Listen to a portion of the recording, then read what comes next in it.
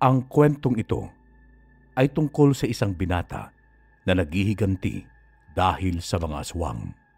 Gayunpaman, nangyari ang karumal-dumal na pangyayari sa Dapitan City noong 1980. Isang pagkakamali na nauwi sa takot at maraming taon na pagtanaw sa krimen. Ito ang kwento ng mga kabataan at ng mga aswang. Takbo ng takbo si Berto sa takot nang maabutan siya ng humahabol sa kanya. Sa katunayan, hindi niya alam kung anong klaseng nilalang ang humahabol sa kanya. Pagod na siya dahil nasa kagubatan siya. Hindi na rin niya alam kung saan siya tumungo. Naliligaw si Berto. Pepito! Filemon! Nestor! Dondon!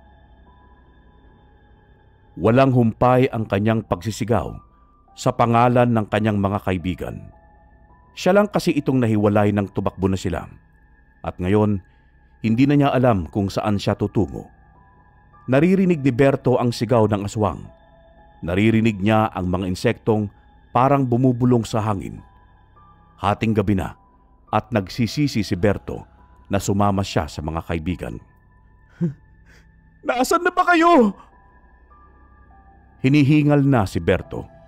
Ang kanyang paa ay nangingirot na.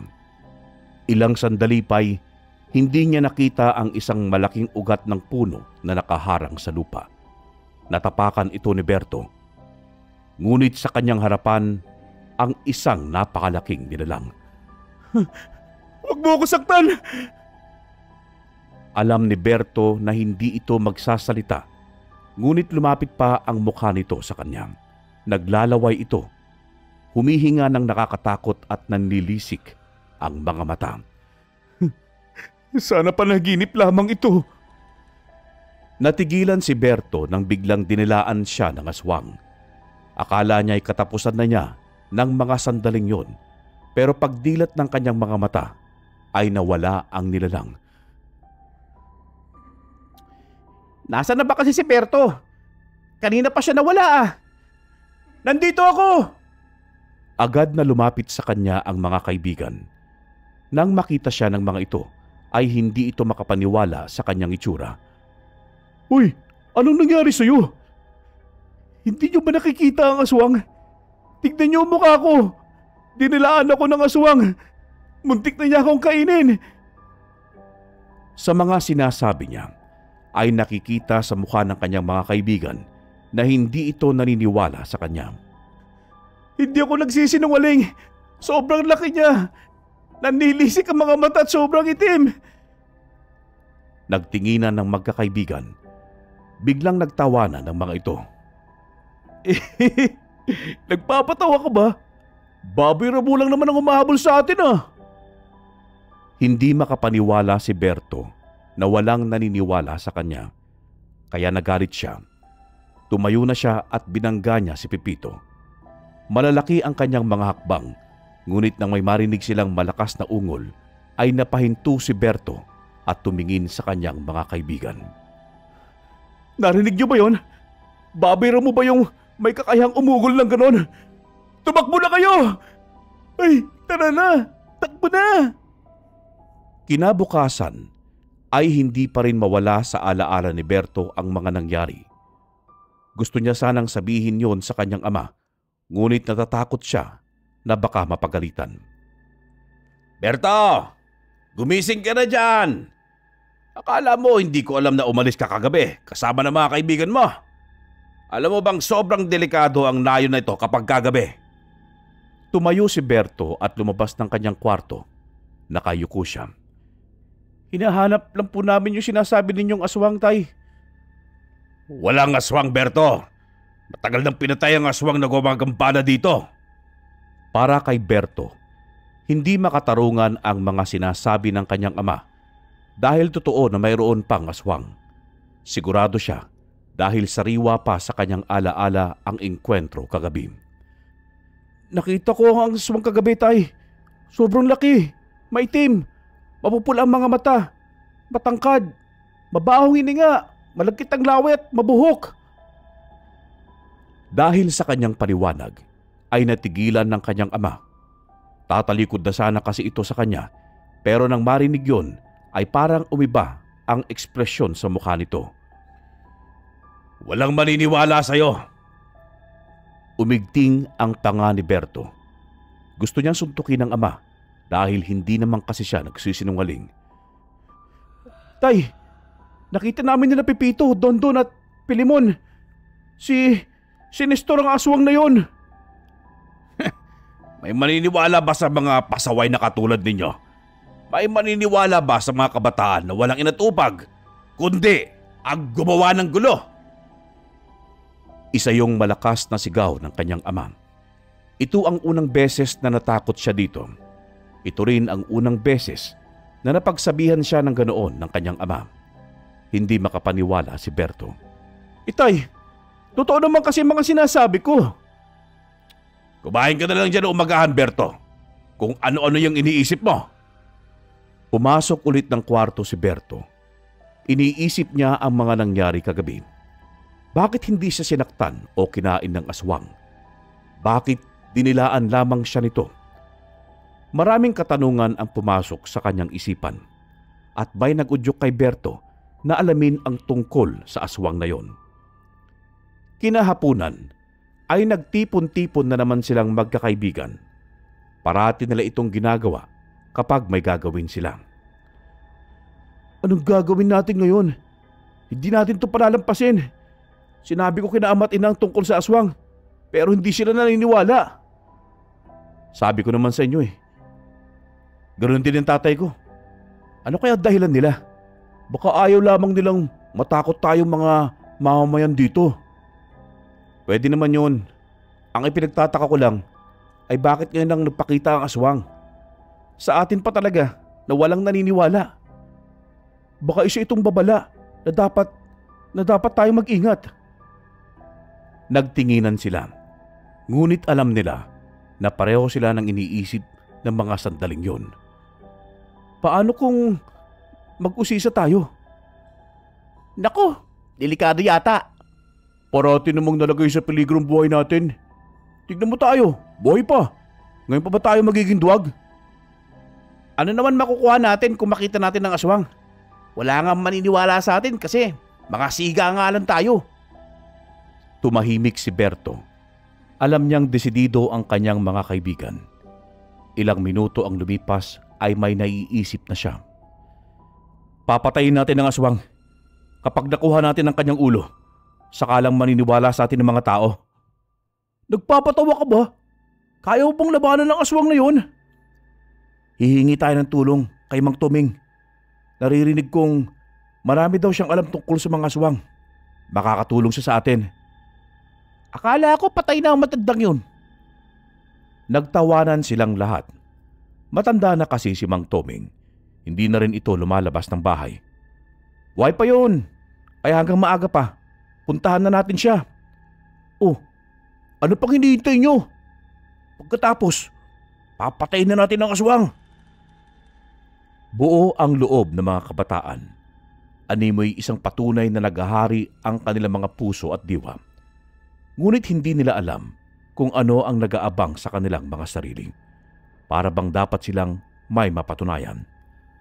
Nang marating na nila ang bahay ni Mang Toming, ay walang gustong umunang pumasok. Ngunit bago pa man sila makapagdesisyon, ay lumabas na ng bahay si Mang Toming. Anong kailangan ninyo? Kung wala kayong dalang pagkain o pera, ay hindi ko sasagutin ang kung anumang mga tanong na nais ninyong ako ang sumagot. Nagtinginan silang lahat. Mabuti na lang talaga ay sinabi ni Berto sa mga kaibigan na kailangan nilang mag-alay ng kahit na ano sa matanda. Mang Toming, may dala po kaming pagkain. Marami po ito. Kung ganun pumasok na kayo dito. Pumasok na agad sila. Hindi na bago sa kanila ang mga nakikitang lampara at kandila sa lamesa at ang mga gamot na nakasabit sa kisame. Bumulong si Berto kay Nestor. Ngayon lang ba kayo nakapunta dito? Nagtanguan ang mga kaibigan ni Berto. Kahit naman sino ay matatakot kapag mapalapit kay Mang Toming. Ngunit dahil sa kanilang pangangailangan ay nagpursige na lamang sila. Sa napapansin naman ni Berto ay wala namang gagawing masama ang matanda. Umupo na kayo at magtanong na kayo sa akin. Hindi ko kayang sagutin ang mga tanong ninyo kung tungkol yan sa bagong henerasyon. Tumingin ang mga kaibigan ni Berto sa kanya na naging hudyat na siya ang magtanong sa matanda. Mang Toming, may alam po ba kayo tungkol sa mga aswang? Agad na bumaling ang tingin ng matanda sa kanya. Nangunot ang noo nito. Ay, ang bata pa ninyo para malaman ang tungkol sa mga aswang. Ibang tanong na lang. Pero hindi na po kami bata, Mang Toming. May edad na po kami. Halata naman po yun. Tsaka gusto lang po talaga naming malaman ang tungkol sa mga aswang. Dahil nakakita po kami kagabi ng aswang. Kitang-kita sa mukha ng matanda na hindi ito makapaniwala sa sinabi ni Berto. Titig na titig ito kay Berto na gustong mag-usisa pa. Tama ba ang naririnig ko na nakakita kayo ng aswang? Hindi ba kayo nagsisinungaling? Opo, hindi po kami nagsisinungaling sa inyo, Mang Toming. Gusto po namin patayin ng aswang na yon bago pa yun maghasik ng lagim dito sa ating nayon. Hindi maganda itong naririnig ko. Bumalik na ang mga aswang. Matagal na panahon na simula noong napadpad ang mga aswang sa kabilang nayon. At ngayon, maghahasik sila ng lagim dito sa atin. Hindi ba ninyo ito pinagbigay alam sa mga tao? Wala pong naniniwala sa amin, Mang Toming. Kaya nagtatanong po kami kung ano ang maaari namin gawin para mapuksan namin ang aswang na yon. Kung inisip niyong madali lamang ninyong mapatay ang aswang, nagkakamali kayo. Tatawanan lamang kayo noon o kakainin ng walang pag-aalinlangan. Ano po ba ang dapat namin gawin? Kung ano man ang naiisip niyong hakbang, ay ipagbigay alam ninyo sa mga nakatatanda sa inyo. Huwag kayong basta-basta na lamang susugod. At saka maraming paraan para mapatay ang mga aswang. Depende yan sa kanilang kakayahan. May mga aswang na tinatablan ng anting-anting. Asin, bawang, buntot ng pagi at ng mga salitang Latin. Kung ang mga ito ay hindi tumalab, hindi ko alam kung ano ang kapangyarihan na mayroon ng mga aswang na yan.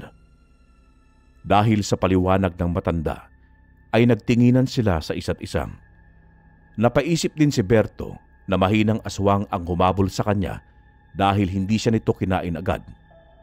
Kahit yun lamang ang kanyang naging dahilan, may takot man siyang naramdaman, ay nais niyang patayin ang aswang.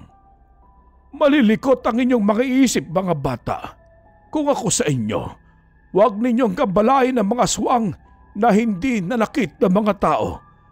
Malalaman ninyo ang mga aswang na sobrang sama kung isa sa mga araw na ito ay maraming tao ang mawawala o mamamatay.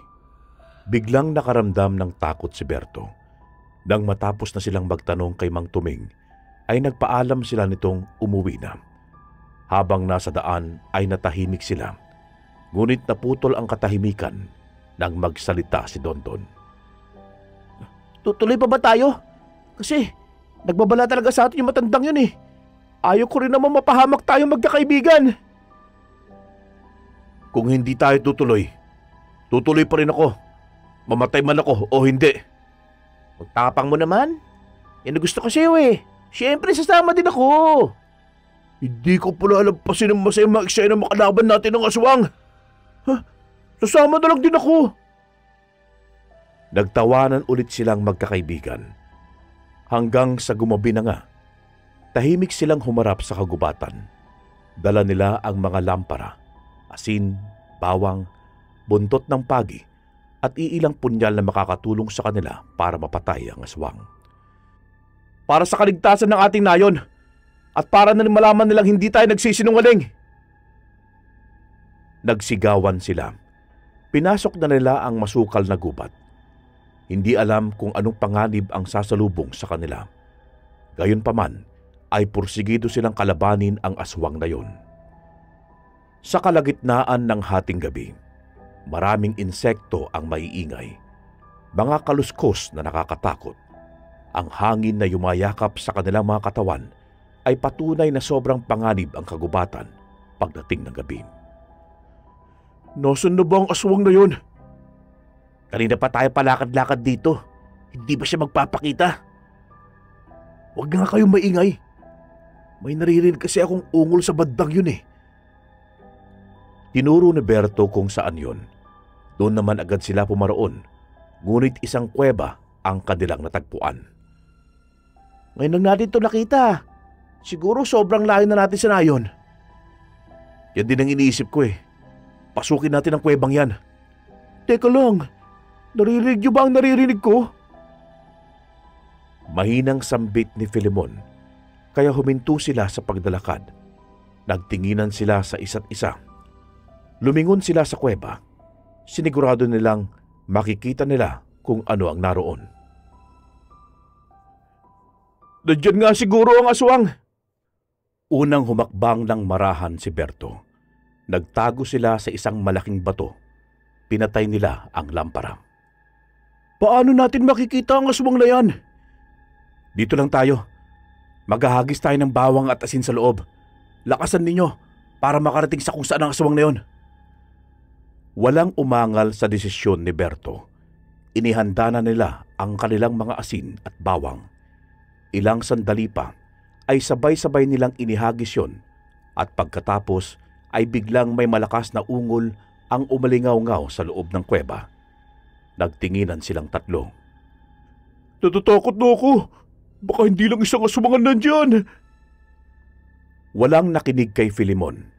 Bagkus, muli silang naghagis ng mga asin at bawang. Nakarinig ulit sila ng malakas na ungol. Isang nakakatakot na ungol. Bakit kaya dyan siya nagtatago? Walang sumagot kay Berto. Tumayo si Nestor. Lumapit ito sa isang maliit na bato. Walang pumigil dito. Sumunod naman si Berto na mas malapit pa sa bato.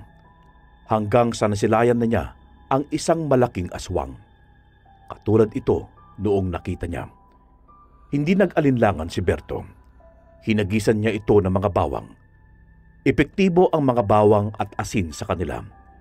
Nakita ni Berto na natumba ang aswang. Ngunit nagulat man lang ito na hindi ito nagpalit ng anyo bilang tao. Unti-unti itong nasusunog. Alam ni Berto na napatay na nila ang aswang ng ganon lamang kadali. Patay na! Talaga? Hindi mo ba nakita ang pagkasunog ng katawan ng aswang? Hindi mo ba narinig ang ungol nito? Natahimik si Filemon. Tumingin siya sa kuweba. Nakita niya agad ang aswang na unti-unting kinain ng apoy. Nagtagumpay tayo! Mag-iinom tayo ng lambanog mamaya! Sa puntong yun ay walang mapagsidlan ng kasiyahan si Berto. Lumapit na siya sa aswang at kinuha niya ang ulo nito. Ganito lang pala kabilis mapatay ang mga aswang. Sigurado akong maniniwala na talaga sa atin ang mga tao rito. Sinilid niya sa dalang supot ang ulo ng aswang.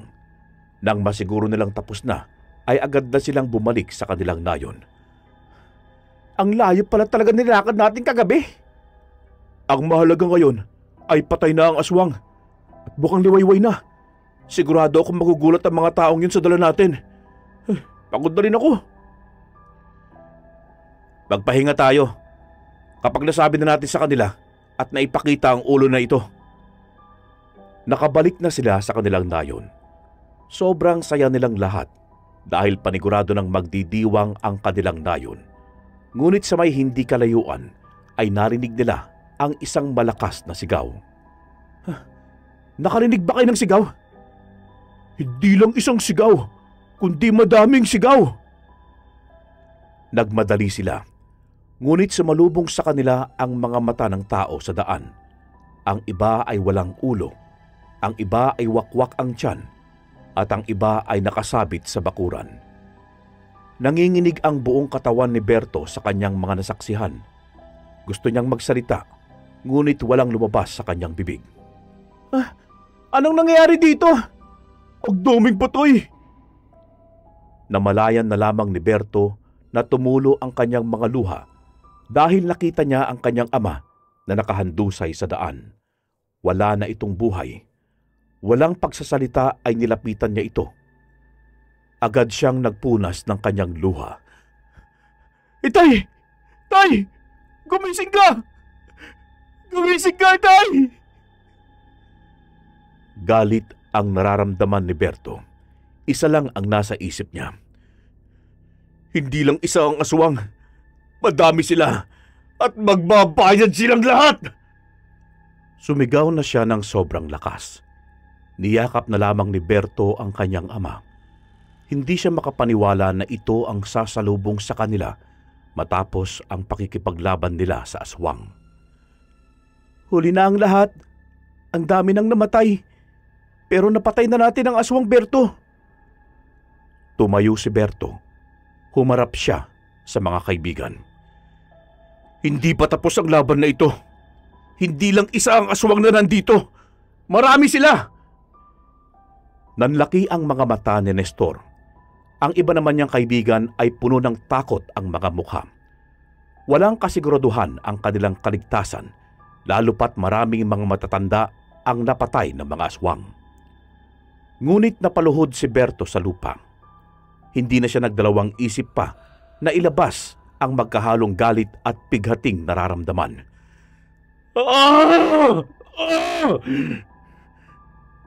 Sana hindi na lang tayo pumunta sa kagubatan. Siguro nakipaglaban na rin tayo sa mga aswang na mga yon. Huli na ang pagsisisi. Ang ating gagawin ay maganda para kung sakaling babalik ang mga aswang, ay kaya natin makipaglaban sa kanila. Mamatay man tayo o hindi. Tumayo na si Berto. Bumuntong hininga siya bago tinitigan ng mga kaibigan. Tama! Ihanda natin ang nayon na ito sa pagsugod ng mga lapastangang aswang na yon. Hindi ako titigil hanggang hindi ko sila nauubos. Mamatay man ako o hindi! Sinuntok ni Berto ang kanyang dibdib bilang pagkilala na nakikipaglaban siya dahil sa kanyang galit. Maghihiganti siya. Maghiganti tayo! Sinimulan muna nilang inipon ng mga patay sa iisang lugar lamang. Ngunit si Berto umuwi sa kanilang bahay dahil hindi niya makayanan ang kanyang nararamdamang pighati. Mag-isa na lamang siya. Nang nasa loob na siya ng bahay, ay kinuha na muna niya ang litrato ng kanyang ama. Patawarin mo ko, Itay. Kung wala ako sa tabi. Kung wala ako sa tabi mo, paring pagtanggol ka. Kung nasaan ka man ngayon, ay nais kong malaman mo. Mahal na mahal kita. Para sa iyo itong ustisya. Ipaghihiganti kita. Niyakap ni Berto ang larawan ng ama. Ibinalik niya ito sa lalagyan. Pumasok siya sa kusina at uminom ng tubig. Pagkatapos ay kinuha niya ang mga bawang, asin at mga punyal na magagamit niya. Nagkita-kita silang magkakaibigan sa kanilang tambayan. Nakikirami kaming muli sa iyo, Berto. Tinignan niya isa-isa ang mga kaibigan. Nagsalita siyang muli. Simula ngayon, magiging malakas, matalino at mag-usisa na tayo. Ipaghihiganti ko ang aking ama at ang iba pang biktima ng mga aswang. Kami din! Hindi ko hahayaan na hindi magbabayad ang mga aswang na yon. Pupuntahan ulit natin si Mang Toming para magtanong sa kanya. Agad na nilang tinungo ang bahay ni Mang Toming. Nang makarating na sila doon, ay nagimbal sila nang nasa labas na ito at wala ng buhay. Nilapitan nila si Mang Toming. Patay na siya! Kahit ang matandang ito'y hindi man lang pinalampas ng mga aswang. Bumalik na lamang tayo. Ipapaliwanag natin sa mga tao na kailangan natin maghanda sa mga aswang. Lumakad na sila patungo sa mga kabahayan. Isa-isa nilang sinabihan ng mga ito. Ang mga ama at lalaking anak na kaya na makipaglaban ay sinabihan din nila para sumali sa kanilang pangkat. Magabang tayo sa kanilang lahat dito sa daan. Teka kung babalik ang mga yon para maghasik ulit ng kasamaan dito. Paano kung mapatay nila tayo? Lalaban tayo. Sa abot ng ating makakaya. Alam natin na ordinaryong mga mamamayan lamang tayo. Ngunit kapag buong puso tayong lalaban, ay tiyak ako mapupuksa natin ang mga yon. Nagsipagtanguan silang lahat. Ilang sandali pa ang lumipas, ay maraming kabataan ang lumapit sa kanila. May mga matatanda rin, may mga babae din. Dahil sa nakita ni Berto, may kumpiyansa na siyang maipanalo nila ang laban na ito. Higit pa sa kahit na anong bagay sa mundo. Inihanda na nila ang mga sarili. Sinabi na ni Berto ang magiging plano nilang lahat. At lumipas ang maraming oras, ay sumapit na ang gabi. Labis ang kanilang pag-iingat sa maaaring susulpot na lamang bigla sa kadiliman. Mga kasama, mag-iingat tayong lahat. Anumang oras ay babalik ang mga yon para patayin tayong lahat. Kahit bata pa si Berto, ay nakita talaga sa kanyang katawan ang pagiging pinuno. Matalino siyang binata, maraming alam sa bagay-bagay at nag-iisip. Kaya maraming tao na ngayon ang nagtitiwala sa kanya. Narinig ba ninyo ang naririnig ko? Paparating na yata sila. Dahil nagtatahulan ng mga aso doon. At saka umiba ang ihip ng hangin. Hindi perpektong tao si Berto. Katulad ng kanyang mga kasamahan, ay nakakaramdam din siya ng takot. Takot siya na baka ay maubos ang kanilang lahi at manaig ang mga aswang. Ngunit nangingibabaw ang kanyang galit. May paparating! Alerto silang lahat dahil sa isang grupo ng mga tao na walang mga damit. Nakatingin lamang ito sa kanila na parabang walang hudyat ay papatayin sila. Sa puntong yon ay nanginginig na ang kamay ni Berto. Huwag kayong lumapit sa amin! Yun agad ang bungad ni Berto. Nilingon niya ang kanyang mga kasamahan. Madami sila. Ngunit kahit mas marami pa sila kaysa sa 10 tao na nasa kanilang harapan, alam niyang wala silang laban sa oras na maging aswang na ang mga ito. Ngunit mas lumapit pa sa kanila ang isang lalaking nakangisi. Hindi niya kilala ang lalaki. Alam niyang galing ito sa kabilang nayon. Magpapakilala na muna ako sa inyo. Ako ang pinuno ng aming pangkat. Ako, si Donato. At mga aswang kayo. Hindi ko ipagkakaila ang bagay na yan. Dahil talaga namang aswang ang aming lahi. Napaatras silang lahat. Ngunit naganda rin baka sakaling bigla na lamang itong magpalit ng anyo. Hindi sana nangyari ang lagim na ito sa nayon nyo kung hinayaan nyo kaming manirahan sa gubat. Hindi nyo sana naranasan na ang inyong pamilya ay wala ng buhay kung ibinigay nyo sa amin ng kalayaan. Sa puntong yun, nais ni Berto ang maliwanagan sa mga sinasabi nito. Ano ba ang nais mong sabihin? Matagal na kaming nagtatago sa gubat. 1 dekada na. Malawak ang gubat. Sapat na ang mga ligaw ng mga hayop sa amin. Ngunit itong nakaraang mga taon, nalaman namin na iniisa-isa ninyo ang aming lahi. Hindi kami masama kung hindi rin kayo masama sa amin. Kahit nais ni Berto ang magsalita, ay walang lumabas sa kanyang bibig. Wala siyang alam sa mga sinasabi nito. Hindi rin siya mausisa kung nagsasabi ba ito ng totoo. Walang sinabi sa kanila si Mang Tuming. Nandito lang naman kami para maghiganti sa inyo. Pagod na ang aming lahi na parating palampasin ang paglapastangan sa amin. Tahimik kami sa gubat. Malayo kami sa inyo. Nabubuhay kami dahil maalaga din kami ng mga hayop na siyang tumutubos sa aming kalamnan. Kaya nagtataka ako kung bakit kailangan niyong makialam. Isa lang ang sagot dyan. Dahil hindi kayo dapat nabubuhay sa mundong ito. Ang katulad ninyong mga aswang ay masasama. Ngunit malakas na tumawa si Donato. Isang tawang nakakakilabot. Katulad ninyo kami na may espasyo sa magulong bundong ito. Nabuhay kami dahil umusbong kami dito. Katulad ninyo, kumakain kami, umiinom, at minsan nananakit ng mga taong nananakit sa amin. Kaya sino ka para sabihin sa harapan ko na wala kaming karapatang mabuhay dito sa mundo. Dahil masasama kayong nilalang. At kayo ba? Ay hindi.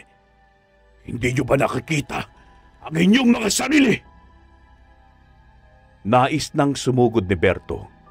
Nais niyang magsalita, pero tumingin muna siya sa kanyang mga kaibigan.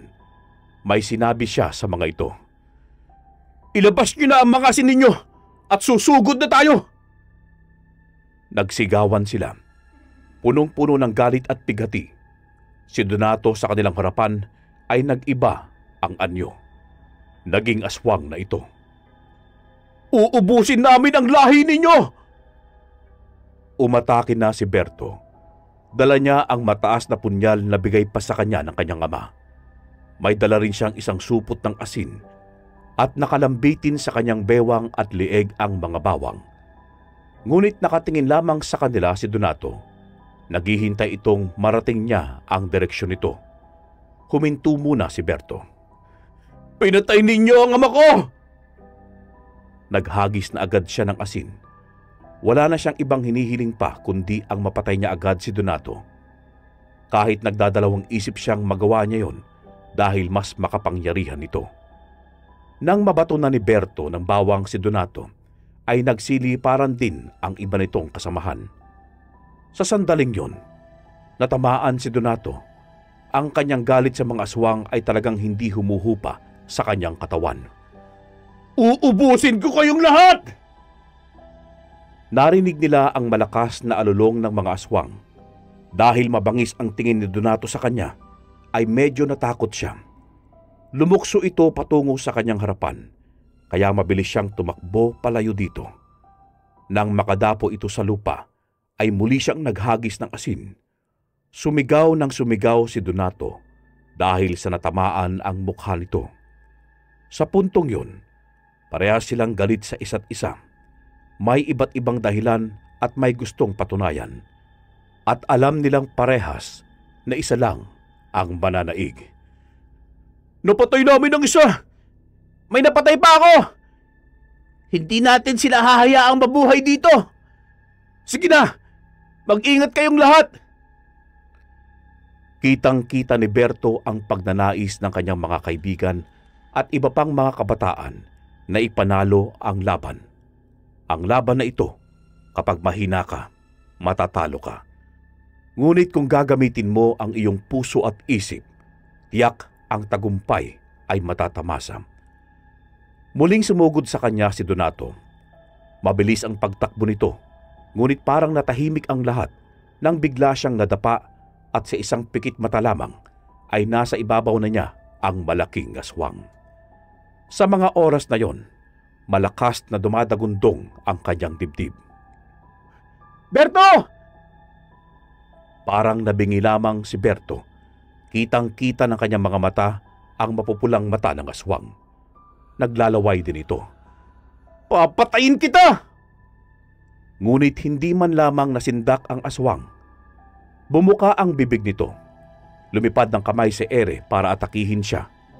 Sa puntong yon, alam niyang huling sandali na ng kanyang buhay. Ipinikit na lamang niya ang kanyang mga mata. Pero dumilat si Berto. Naalala niya na may punyal pala siya. Mabilis niya yung kinuha sa kanyang gilid at isinaksak sa puso ng aswang. Malakas ang sigaw nito. Lumayo ito sa kanya habang hawak ang punyal na nakatarak sa dibdib nito. Hindi man ako makapangyarihan na nilalang. May talino din akong taglay. At iyon, ang kulang ka! Nilapitan ni Berto ang aswang ng walang takot. May hawak siyang bawang at asin. Unti-unti ring bumalik ang anyo ng aswang. Huwag mo akong patayin. Kami na lamang ang natitirang aswang ng henerasyon na ito. Ipinapangako kong hindi na kami babalik dito. Hindi na kami mananakit ng mga tao. Alam nating pareho na hindi kayo tumutupad sa mga pangako. Pero gagawin ko yun. Katulad ng sinabi ko, hindi ako masamang aswang kung hindi kami sasaktan. Naghihiganti lamang kami. Katulad din ng sinabi ko, uubusin ko ang lahat na lahi ninyo! Nasindak ang aswang. Binalingan niya ng tingin ang kanyang mga kaibigan.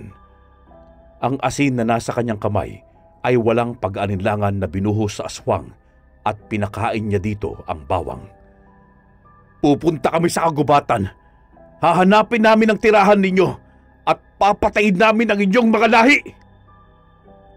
Unti-unti nang tinupok ng apoy ang katawan ni Donato. Pagkatapos ay napaupo na lamang si Berto sa lupa at hiningal siya. Doon lamang siya nakaramdam ng pagod.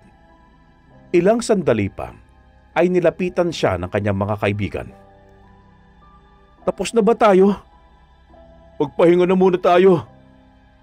Bukas na bukas din ay pupunta tayo sa kagubatan. Hindi natin hahayaan na may aswang na maghahasik ng lagim dito. Walang sumagot sa kanya. Bagkus, napabuntong hininga na lamang ang mga kaibigan niya at iba pang kasamahan. Yun ang pagpapahiwatig na pagod na ang mga ito. Tayo na sa bahay namin. Gagamutin natin ang mga sugat natin. Ngunit tumingin sa daan ang mga kaibigan niya kung saan nandoon ang mga mamamayan habang nasa unahan lang ang mga pinuno nila. Biglang nakaramdam ng galit si Berto dahil mga duwag ang mga ito. Tayo na! Umalis na tayo! Aalis na sana sila nang pinigilan sila ng pinuno ng kanilang nayon. Nakatingin lamang ito sa kanya. Malaki ang kasalanan ko dahil noong sinabi niyo sa amin na may mga aswang ay hindi kami naniniwala sa inyo. Kahit ang totoo ay may alam kami tungkol sa kanila. Noong humingi naman kayo ng tulong, ay hindi kami tumulong. Ayos lang po. Ganun naman po talaga mga duwag na katulad ninyo. Saka, may mga kaibigan naman po ako para protektahan namin ang nayon na ito. Kitang-kita ni Berto ang ekspresyon sa mukha ng kanilang pinuno. Hindi ito makapaniwala sa kanyang mga sinabi. Mismong si Berto ay hindi rin makapaniwala. Pagod na kasi siya. Mas mabuti sana kung hindi nila kayo nagpakita pa sa amin. Yun ang huli niyang sinabi. Umalis na sila. Sumunod naman sa kanya ang mga kaibigan. Nang nasa bahay na sila, ay nagtawanan silang mga magkakaibigan. Nakita niyo ba yung mukha ng duwag na yon? Hindi siya makapaniwala na ang binatang si Berto ay pinagsasabihan ng matanda. Para din siyang aswang na natakot eh. Gusto pa sana niyang may maraming marinig pero pagod na si Berto. Kaya mabuti na talaga na umalis na tayo. Tama lang yun sa duwag na yun na katulad niya. Nagpapaliwanag pa siya eh. Ang gusto lang naman niya eh, purihin natin siya. Siguro dahil malapit na ang eleksyon, no?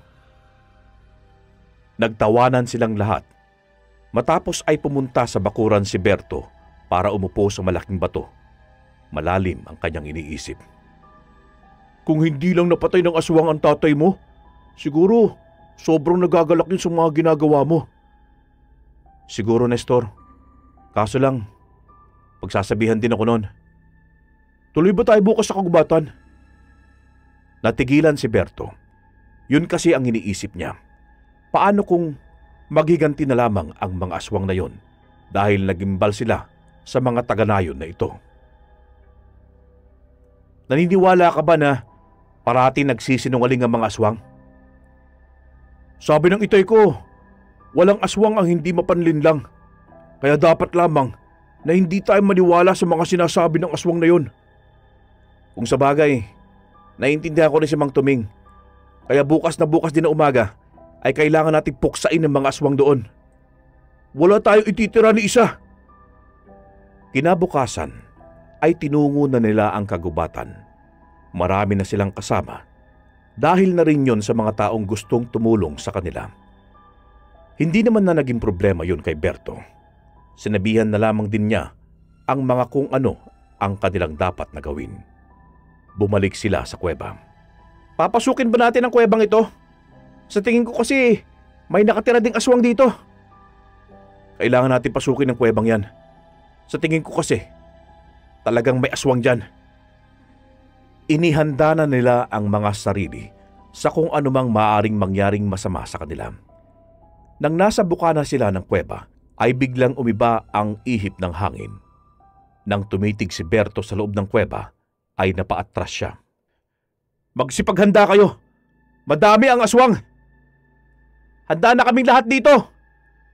Mamatay man tayo, ay para naman ito sa ating lahat. Nagsimula ng maghagis ng mga asin sa loob ng kuweba. Agad silang maraming narinig na mga ungol. Nanggigil na si Berto agad. Ang tinadtad niyang bawang ang siyang hinagis niya. Huwag kayong huminto! Naghagis sila. Malalakas na ungol ang umalingaw-ngaw sa loob ng kuweba. Ilang minuto ang lumipas ay wala na siyang nakikitang mga matang nakatingin sa kanila sa loob ng kuweba. Wala nang mga aswang dito! Tumalikod na si Berto. Ngunit sa kanyang pagtalikod ay nakita niya ang paglipad ng isang aswang sa likuran ni Nestor. Nestor! Yumuko ka! Malakas ang kanyang sigaw. Mabilis niyang inihagis ang kanyang mga asin. Natamaan ang aswang ngunit huli na ang lahat. Huling-huli na para sagipin niya si Nestor. Si Nestor! Natamaan yata siya ng kuko ng aswang sa dibdib! Hindi makagalaw si Berto sa kanyang kinatatayuan. Nanginginig ang kanyang mga tuhod. Kitang-kita ng kanyang dalawang mga mata ang pagkahiwalay ng ulo ni Nestor sa katawan nito. Ah! Nilapitan nila si Nestor. Tama nga si Berto. Hindi sa dibdib tumama ng kuko ng aswang, kundi sa leeg nito. Wala na si Nestor. Napugutan na siya ng ulo. Galit ang namutawi sa buong katawan ni Berto. Hindi siya mapakali. Tinignan niya ang kuweba. May naramdaman pa siyang nakatingin sa kanya. Kung ganun, marami pala talaga kayo dito. Pumasok siyang mag-isa. Dala niya ang lampara. Nang may nakita siyang pulang mga mata, ay hinagisan niya agad ito ng asin at bawang. Itinaas din niya sa ere ang kanyang buntot na pagi. May sumugod kay Berto. Iwinasiwas niya agad ang kanyang buntot pagi. Inasinta niya ito sa paparating na aswang. Natamaan niya ito at nahati ang katawan nito. Hanggang sa maramdaman niyang may paparating pa. Hindi niya makakayanan ng mga ito. Nandito lang kami sa likuran mo! Para ito kay Nestor! Hindi lumingon sa kanyang likuran si Berto. Ngunit naramdaman niya ang presensya ng kanyang mga kaibigan at iba pang mga kasamahan. Ang dami pala dito sa loob! Uubusin natin sila! Inihanda na ulit ni Berto ang kanyang sarili. Iniligay niya sa tabi ang lampara para magsilbing liwanag nila sa dilim. Ilang saglit pa ay may sumalubong na sa kanila. Iwinasiwas ni Berto ang buntot ng pagi. Natamaan niya ang dalawang aswang at sabay na nahati ang mga katawan nito. Kailan ba mauubos ang mga aswang na yan? Mauubos ang mga yan ngayong araw na ito. Sige na, maghagis na kayo. Ang dami na ng mga aswang. Sumunod ang mga ito kay Berto. Wala silang pinapalampas na mga aswang. Kahit matanda o bata ay pinapatay nila. Pagod na sila. Humakbang pa si Berto. Sinugod na niya ang mga ito. Binaling niya ang paningin sa paligid. Wala na siyang naramdaman kahit na anong presensya ng aswang. Wala na ring nakatingin sa kanila. May gasolina ako dito! Susunugin natin ang kuwebang ito! Hinayaan na ni Berto ang kanyang mga kaibigan. Alam niyang nagtagumpay silang puksain ang mga aswang na nakatira sa kuweba na yun. Lumabas na rin siya ng kuweba at lumapit siya sa bangkay ng kanyang kaibigan. Hindi pa tapos ang laban, Nestor. Kahit saan pa nagtatago ang mga aswang, ay pupuntahan ko para ipaghiganti kita. Tumulo ang kanyang luha ng malaya. Mabilis din niya itong pinunasan.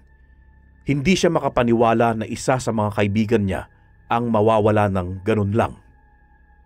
Kasalanan ko ito. Kung hindi ko na lang kayo sinama, ay hindi na ito mangyayari sa inyo. Kung agad kong pinatay ang aswang na sumugod sa iyo, ay hindi na sana ito nangyayari. Kasalanan ko ito. Lumapit sa kanya sina Dondon, Filemon at Pipito. Binalingan niya ito ng tingin. Pagod na pagod ang mga ito. Nakita rin niya ang mga luha nito. Mas lumapit sa kanya ang pinakatahimik na kaibigan. Wala kang kasalanan, Berto. Ang nais mo lang naman ay ipaghiganti ang ama mo at ang mga taong biktima ng mga aswang. Kasama na ito sa mga nangyayari ngayon. Pero hindi ko matanggap na isa sa mga kaibigan ko ay namatay ng dahil sa akin. Lumapit pa sa kanya si Filemon at Dondon. Hindi kami galit sa iyo, Berto. Hindi naman namin yun naramdaman. Nagagalak kami na isang kaibigan ka namin. Isang matalino, malakas. Ngunit hanggang dito lang ang buhay ni Nestor. Alam ko masaya siyang napagtagumpayan natin ang puksay ng mga aswang na nandito. Tumulo ng tumulo ang mga luha ni Berto. Nais niyang suntukin ang sarili. Matatanggap din natin ang pagkawala ng ating kaibigan. Nawala man si Nestor, ay hindi ang kanyang alaala sa atin. Mananatili siya sa ating mga puso. Kumuyom ang kamao ni Berto. Tumayo siya at inihanda ang kanyang sarili. Babalikan natin si Nestor kapag tapos na ang lahat ng ito. Hindi ba tayo magpapahinga? Pagod na tayo, Berto. Nilingon niya ang mga kaibigan. Bumuntong hininga siya bago nagsalita. Hindi pa ako pagod. May kikitilin pa akong buhay sa gitna ng gubat. Kung pagod na kayo, maaari na kayong umuwi sa mga bahay ninyo. Huwag niyo na akong isipin pa. Natigilan ng mga kaibigan ni Berto, ngunit hinawakan siya ni Dondon sa kanyang braso. Berto, hindi kita hayaang mag-isang pumunta doon. Kaibigan ka namin.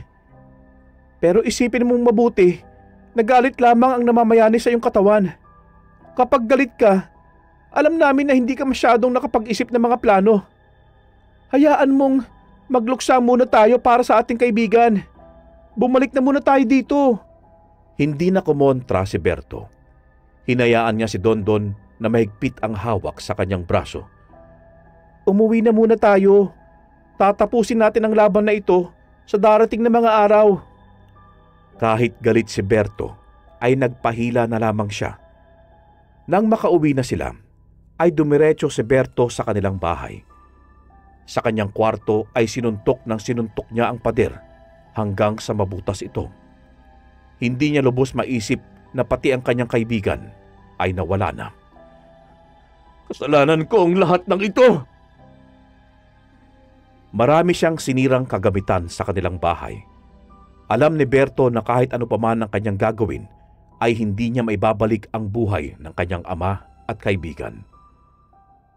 Lumipas ang 1 linggo na unti-unti nang natatanggap ni Berto ang pagkawala ng kanyang ama at kaibigan. At ngayong bumalik na ang kanyang dating sigla, ay pinuntahan niya ang kanyang mga kaibigan para ituloy ang naudlot na laban. Nandito na si Berto! Akala ko hindi na lalabas ng kanilang bahay. Tiyak akong lumakas na yan. Lumapit na si Berto sa mga kaibigan. Tinignan niya ang mga ito isa-isa. Bumuntong hininga siya at ngumiti sa mga ito. Handa na ako makipagpatayan ulit sa mga aswang na yon. Handa na ba kayo? Habang wala ka dito, parami ang mga kabataang nais sumali sa atin. May mga matatanda rin sumali dahil nais nilang ipaghiganti ang mga biktima ng mga aswang na yon. Maraming salamat sa inyo.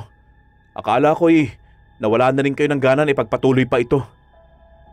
Hanggat hindi pa nauubos ang mga aswang, ay babalik ang mga yon sa ating nayon para maghiganti.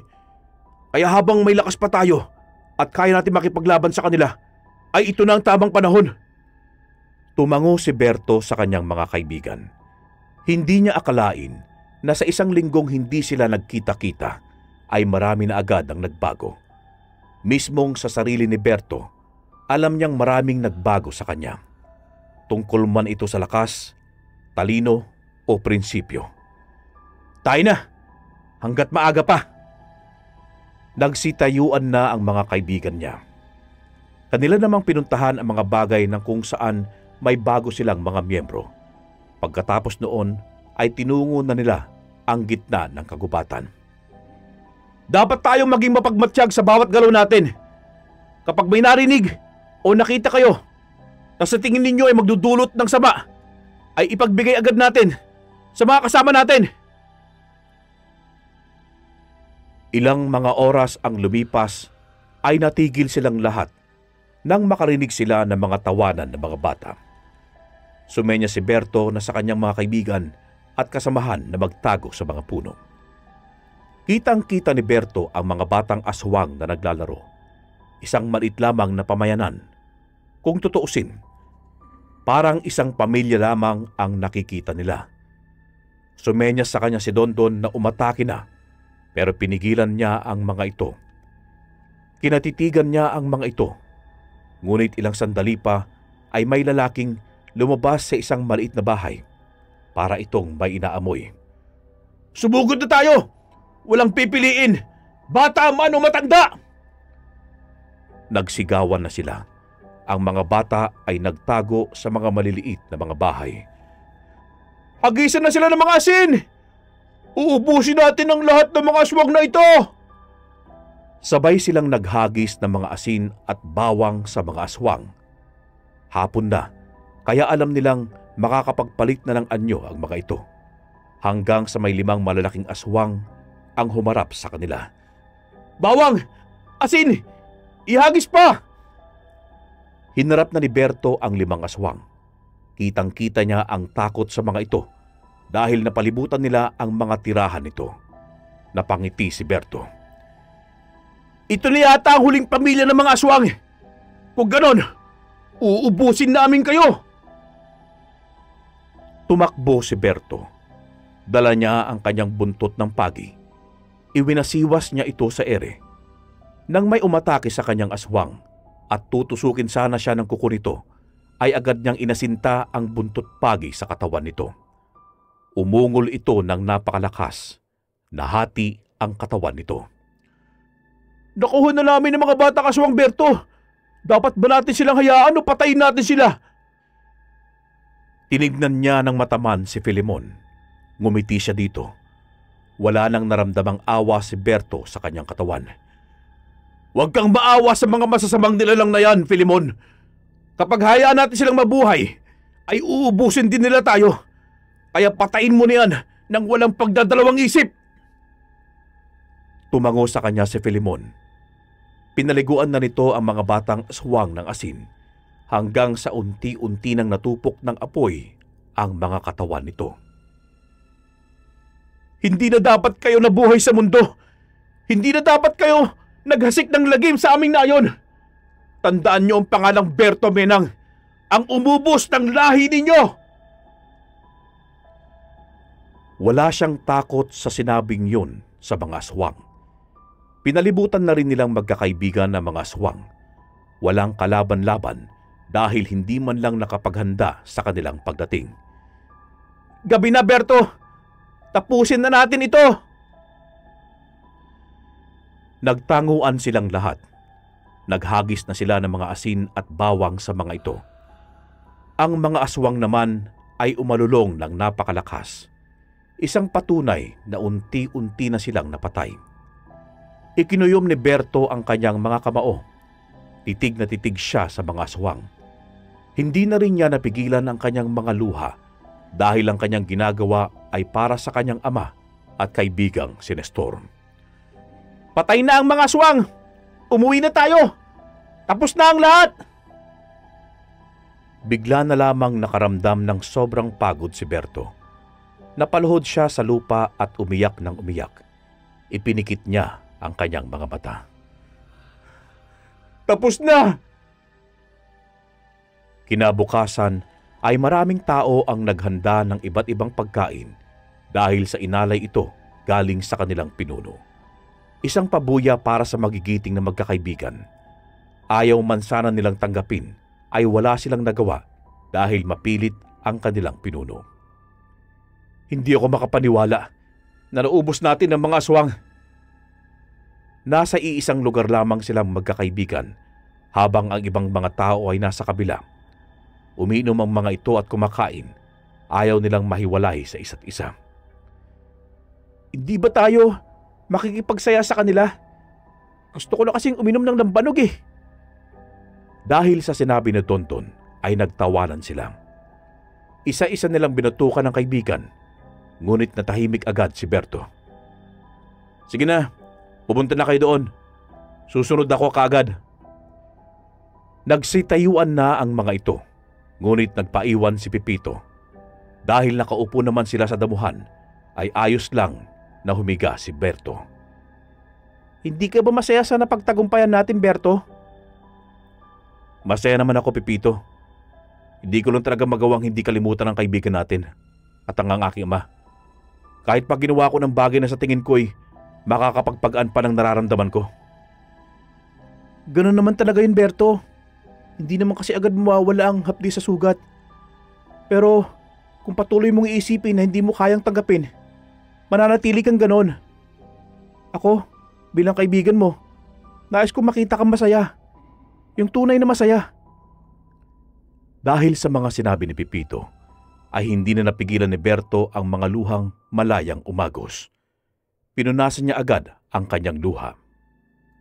Darating din naman ang araw na makikita din natin si Nestor at ang mga taong naunang nawala dito sa ating mundo.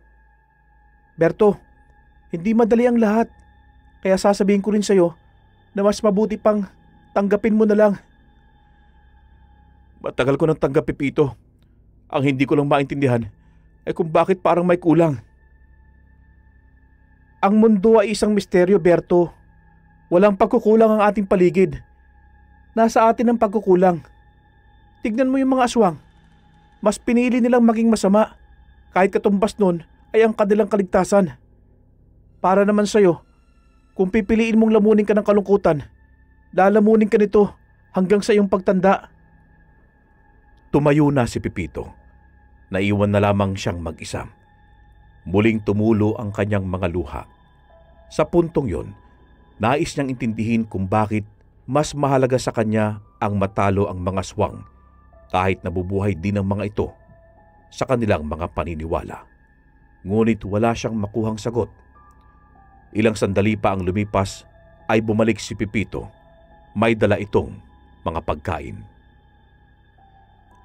Sinabi sa akin ng ating pinuno na malaki ang kanyang respeto sa iyo dahil sa mga nagawa mo para sa mga tao at maging sa nayon na ito.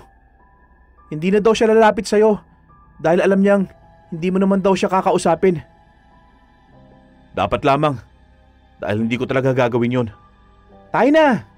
Mag-iinom na lamang tayo ng lambanog.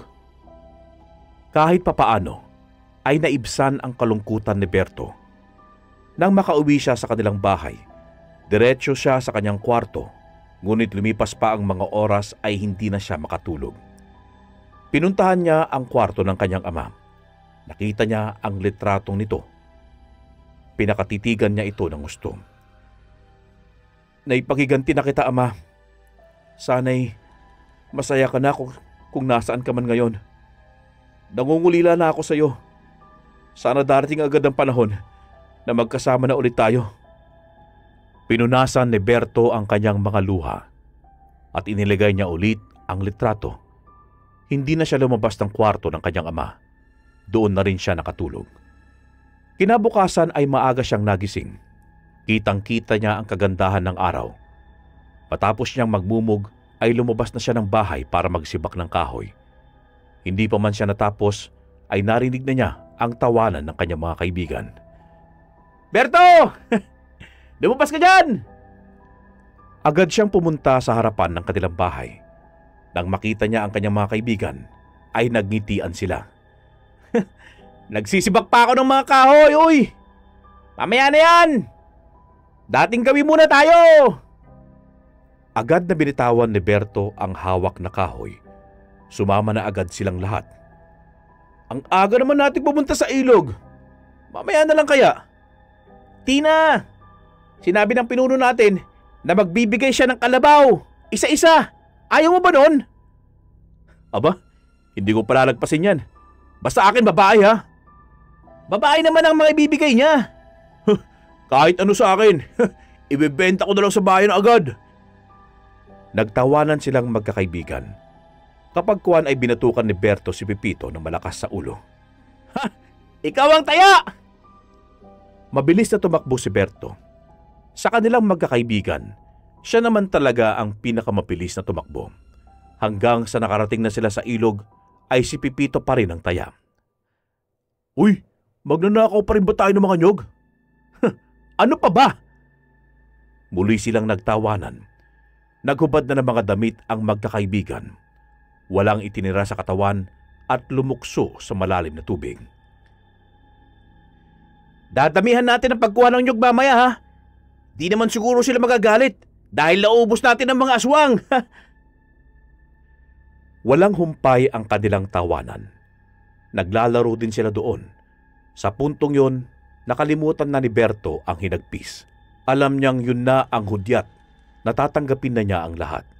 Dahil darating ang araw, makikita at magkikita pa rin sila ng kanyang kaibigan at ama. Tara na! Magnakaw na tayo ng mga nyog! Nyog sa inyo! Saging sa akin! Nagkanya-kanya silang dampot na mga damit. Pagkatapos ay tinungo na nila ang nyugan ng kanilang pinuno. Katulad noong dati, habang sila'y kumukuha ay nagtatawanan sila. Nang matapos din ay umuwi na sila dala ang mga nyog dahil ibebenta din nila yon sa pinuno. Ganon ang kanilang parating ginagawa kapag isang araw ay wala silang nagagawa sa kani-kanilang mga bahay. Si Berto naman, natagpuan niya ulit ang kanyang sariling masaya kasama ang mga kaibigan na alam niyang palagi siyang dadamayan. Wakas.